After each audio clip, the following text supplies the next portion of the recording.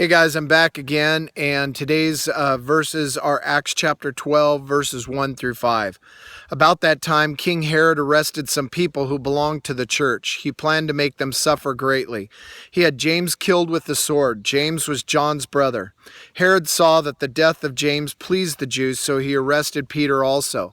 This happened during the Feast of Unleavened Bread. After Herod arrested Peter, he put him in prison. Peter was placed under guard. He was watched by 4 groups of 4 soldiers each. Herod planned to put Peter on public trial. It would take place after the Passover feast. So Peter was kept in prison, but the church prayed hard to God for him. So there's 2 things that spoke to me. First of all, it was in the first verse. He said, and he planned to make them suffer greatly after King Herod arrested them.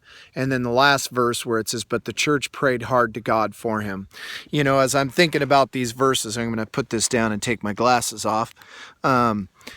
You know, we can expect that bad things are going to happen to good people, and it's because the enemy hates us. He hates what we're doing. He hates that we're living for Jesus. It's not God that's making this happen. You might be asking yourself, why isn't God letting me, have protection? Why isn't God protecting me? He is. He is. But realistically, guys, this world is not where we're going to end up. This world is a place that we're here for a short period of time. But the truth be told is we need a generation that's willing to live dead, to live out their lives, to give their lives away for the cause of Christ.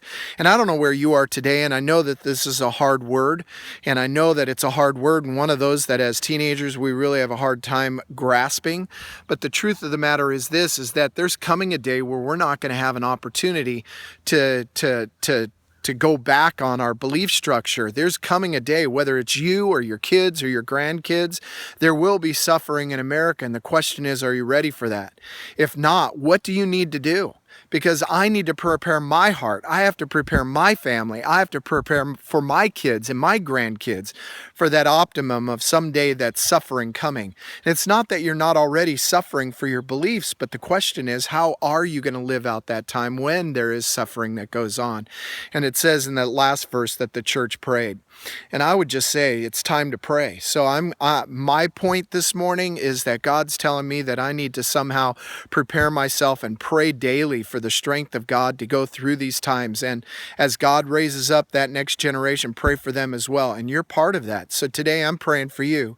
I'm just asking, as you're going to school today, maybe would you slow down and pray for me? Would you pray for those that are a part of the church, not just your church at home, wherever that may be, whether it be in Salem or whether it be in Heppner, wherever your church is, pray for your church, pray for your peeps, but not just those people in your church there at home, but pray for God's church here in Oregon, because obviously we need a great awakening to take place here in Oregon, and you're a part of that. So pray for those that are being bullied, pray for those that are being chastised, pray for those that are being put down, but now live out your faith. And lastly, I'm just going to say, if this spoke to you today, would you slow down? Would you text me today? Would you Facebook me a message today?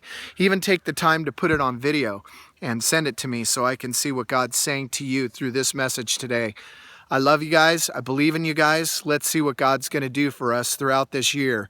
I believe in you. God bless.